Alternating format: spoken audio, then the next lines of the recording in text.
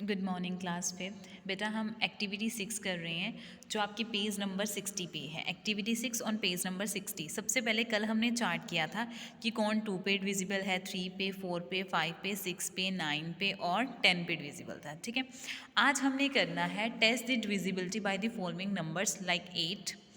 Next third होगा 11 का and fourth होगा गिवन नंबर्स दिए गए हैं 8। जैसे यहाँ पे 8 और 11 बोला गया है, यहाँ पे नहीं बोला, वो मैं बताऊँगी आपने कैसे करनी है। ठीक है, इसके 4 सम्स हैं A B C and D आप होमवर्क करोगे same as it is. Third का A B C D आप होमवर्क करोगे। मैं आपको 3 पार्ट्स करवाऊँगी। आपके पास फर्स्ट है 8344। इसकी आपने डिविजिबिलिटी चेक करनी है कि क्या ये डिविजिबल है 8 पे। जब आपके पास 8344 आएगा तो आपने लास्ट वाले 3 डिजिट पिक कर लेने हैं, देखने हैं कि क्या वो 8 पे डिवाइड होते हैं। अगर वो 8 पे डिवाइड होते हैं तो मतलब कि वो जो नंबर है वो भी 8 पे डिविजिबल होगा। कैसे, अभी देखो, ये है आपकी एक्टिविटी 6 ऑन पेज नंबर 60। सबसे पहले आप हेडिंग डालोगे activity 6 page number 60, test the divisibility by 8। आपके पास टर्म है 8344। उन्होंने बोला है लास्ट 3 डिजिट। 8 की डिविजिबिलिटी चेक करने के लिए आप लास्ट 3 डिजिट देखते हो। Last 3 digit is 344। Clear, last 3 digit कौन से हैं, 1 2 3, कौन से हैं, 344। आपने देखना है कि क्या 344 8 पे डिवाइड होकर रिमाइंडर 0 देता है। देखा, 8 4 सा 32, 4 में से 2 सब्ट्रैक्ट किए 2, नीचे के लिए क्या है 4, 8 3 सा कितना होता है 24, रिमाइंडर क्या आ गया 0। मीन्स ये इस पे डिवाइड हो गया। अगर लास्ट वाली 3 डिजिट जो है 8 पे डिविजिबल होते हैं तो मतलब हम लिखना है 344 इज डिविजिबल बाय 8। सो अगर 344 डिविजिबल है 8 पे तो मतलब 8344 भी डिविजिबल होगा 8 पे। ध्यान से देखो, आपके पास टर्म थी 8344। आपने देखना है कि लास्ट 3 डिजिट आपके पास कौन से थे, 344।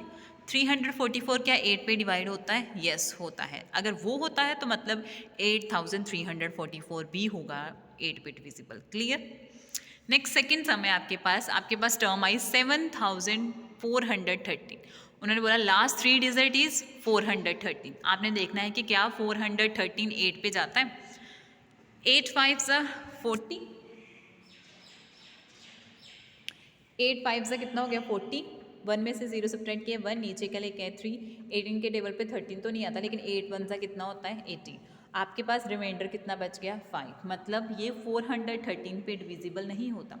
413 जो है 8 पे डिविजिबल नहीं है, तो आपने लिखना है 413 इज़ नॉट डिविजिबल बाय 8। सो अगर ये डिविजिबल नहीं है तो 7413 is also not divisible by 8। अगर 413 लास्ट वाले 3 डिजिट नहीं है 8 पे डिविजिबल तो 7413 भी नहीं होगा डिविजिबल 8 पे। क्लियर। तो ये है आपका B part. Next same C part है 32,716। आपने इसके लास्ट 3 डिजिट देखने हैं। Last 3 digit is 716। आपने देखना है कि क्या 716 8 पे डिविजिबल है। तो हमने देखा 8 8 ज़ा 64, 1 में से 4 सब्ट्रैक्ट नहीं हो सकते थे, इसने से बोरो लिया, यहाँ पे हो गया 11, यहाँ पे हो गया 6। 11 में से 4 सब्ट्रैक्ट किया 7, नीचे क्या लेके आए 6। 8 के टेबल पे 76 नहीं आता, 72 आता है। 8 9 ज़ा 72, 6 में से 2 सब्ट्रैक्ट किया 4, तो मतलब ये भी डिविजिबल नहीं हुआ क्योंकि रिमाइंडर 0 नहीं आया। अगर 716 is not divisible by 8, so 32,716 is also not divisible by 8। अगर लास्ट वाले 3 डिजिट डिविजिबल नहीं हो रहे तो मतलब पूरी टर्म भी नहीं डिविजिबल होगी 8 पे। तो 8 की डिविजिबिलिटी कैसे चेक करते हैं, 8 की डिविजिबिलिटी चेक करते हैं लास्ट के 3 डिजिट्स को 8 पे डिवाइड करके। अगर वो हो जाते हैं तो मतलब वो भी डिवाइड हो जाएगा, अगर नहीं होता तो मतलब वो टर्म भी नहीं डिवाइड होगी। क्लियर। तो अब आपका है question number 3, test the divisibility by the following number 11। अब आपने 11 की डिविजिबिलिटी चेक करनी है, बहुत ईजी है, आप कर लोगे। ठीक है, test the divisibility of the following number by 11। Last वाला आप खुद करोगे, ABC में पार्ट खुद करवाने लगी हूँ आपके। So let's see. अब आपने डिविजिबिलिटी चेक करनी है बाय 11। आपके पास नंबर गिवन है 5533। आपने 11 पे डिविजिबिलिटी चेक करनी है। पहले आपको मैंने 1 2 3 4 5 6 7 8 9 10 नंबर्स तक बता दी है कि कैसे डिविजिबिलिटी चेक करते हैं। अब 11 की बारी है। 11 में ऐसे होता है जब आपको कोई भी टर्म गिवन हो जाए ना, उसके ऊपर स्टार्ट कर लो this is even odd, even odd. Clear? ऊपर कहाँ से स्टार्ट करना है? इवन से। दिस इज इवन, चाहे वो इवन हो चाहे ना हो, आपने ऊपर लिखना है कि this is even odd, even odd, ऊपर लिख लेना है। आपने लिख लिया, फिर आपने लिखना है कि sum of the digit at odd number and sum of the digit at even number. आपने ऑड नंबर्स और इवन नंबर्स को क्या कर देना है? प्लस। अब इवन नंबर कौन से आए हैं? जिनके ऊपर लिखा हुआ है दिस इज 5 एंड 3। 5 + 3 कितने हो गए? 8।